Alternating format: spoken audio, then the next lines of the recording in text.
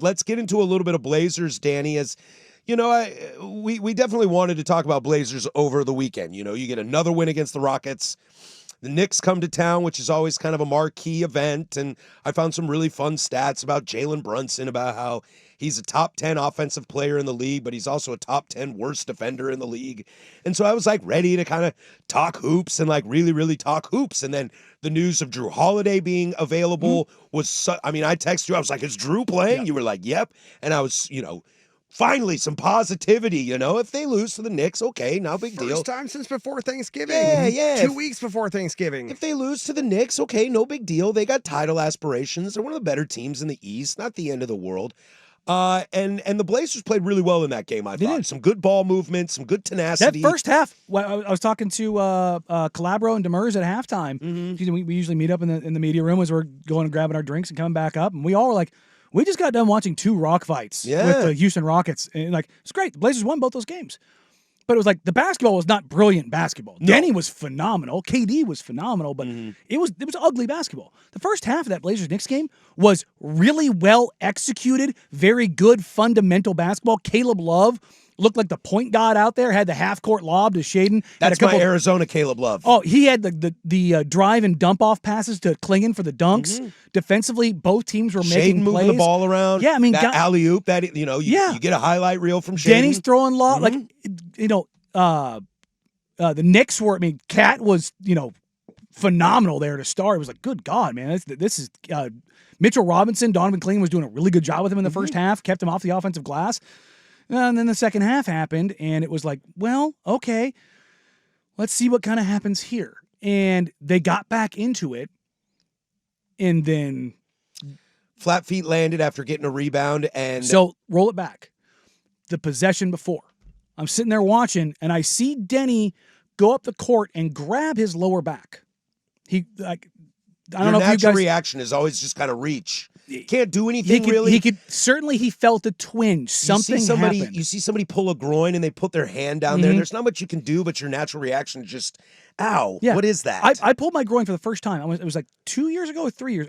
I can't remember what it was. I was playing basketball. Of all the injuries I've ever had, I've never injured my groin. And I felt like this boonk in my groin. And I was like, that's weird. Felt awkward. Didn't like it. But after about 5 seconds of you do a little shuffle shake, you're like, all right, I'm good. I went to open up my hips and it didn't work and it felt like somebody shot me. And I was like, oh, what the hell is that? That jolt of pain flying through you. And I did, the fat guy version of what Denny did, which was that next possession, Denny kind of elevates for the rebound, gets the full extension, and you can see him kind of wince midair, but the second he lands, he folds like a table. And he reaches for the back, and he doesn't really stand up again. He does the old man hunch. He tried to kind of walk it off for a split second. Like, Denny, you look like me right now. Then he looked to the bench and gave the and straight to the locker room, and you're going, oh, crap. And because Chris Murray is in the exact same boat right now. Chris could barely walk when I got in the locker room the other day. His back just seized up on him. And it was just like, what happened, man? He's like, I went up for a rebound. Yep. And it's just, it's not necessarily landing wrong, but it's just impact. Well, not only that, something was clearly aggravated the possession or two before that caused something. And when he stretched out and came back down, that's the thing about backs. You can be entirely fine, but a disc slips or a nerve gets caught. Like, I've been so lucky. I know it's weird for me to say with all the surgeries I've had. They've all been lower body surgeries. I have avoided back and neck issues. Like, guys, the joke in my unit was when I was in the military was, if you make it out by 30 without a neck or back surgery, consider yourself lucky, because everybody lives through a helicopter crash. Everybody lives through a car crash. You know what I mean? Like, but the problem is you end up getting your spine fused or your neck fused or something along those lines. And I never had that happen. Every one of those guys that I know that has had that surgery is so much worse off than me, because backs are so wild. Did you know that when you have back surgery, I'm talking about like having a fusion or something along those lines, and your lower mid back, the success rate is 50-50. And you know what they consider a success?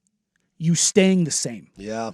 Not getting worse. Yes. So spine, back, is one of the things medically, like when it comes to sports in particular, that we still have like the least amount of knowledge and sufficiency in repairing and making it better.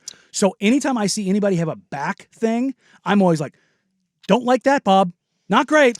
Yeah, and I think when you initially see it, at least my initial thought was like, oh, yep. I mean, it makes sense. Denny's been kind of, for lack of better terms, carrying the team on his back. Yeah. And you're kind of like, okay, at some point, Denny was going to need a break. Couple games off. There's what you were saying this last week that you got 3 nights off this week, and you're kind of like, boy, that's exciting, right? Today, tomorrow, Blazers don't play again until Thursday. Well, they play tomorrow Wednesday. night, but it's a national TV game, so and it's on the road. So I'm not doing TV and I'm not in the building. So. Right. But you kind of just think, okay, that's fine. That's fine. Denny probably needs some time off. Everything's going to be okay. Drew comes back. That's another kind of spark in the offense. Obviously, completely different players, but losing Denny, bringing the ball up the court, you have Drew that can do it. Now, I know he's going to get eased back It's in, a minutes et cetera. restriction, yeah. It is definitely a minutes restriction. But you kind of initially think, Denny probably won't miss too much time, couple games, get him some rest. Ooh, I don't know about that. Every time I go back and look at the way he hobbled to the locker room, I have some serious couldn't fears. I have some serious fears. And look, Tiago Splitter, who is he's Belichickian or Popovichian, he played for Pop. He is not like the number of times that when there's been an injury and they're still making a decision with the starting lineup. Do you know who you're starting? Yeah, I do. You gonna tell us? No. For him in the postgame press conference to say, "I'm worried." yeah, That made the hair stand up on end. That made the eyebrows go up. And I'm not trying to generate all this fear. I'm just telling you what I feel. Because number one, Denny is tough as nails. Like you see all of the bumps and bruises, and yes, for the suction that he does all the I was just time. about to say the suction cup stuff. But he's also a guy who plays incredibly physically. This is not a guy that is, avoiding contact. He leads the league in drives. He puts his shoulder into people all the time. Like the thing I always say, he's 6'9", 250, and he uses every last bit of it all the time. He plays very physical. With a back, much like a hamstring or a calf or an Achilles, if you are not 100%, it is a problem. It is a problem because it can, just like that. I mean, Steve Nash's career cratered because his back went. It's gone. I want Denny out as long as it takes for him to get back.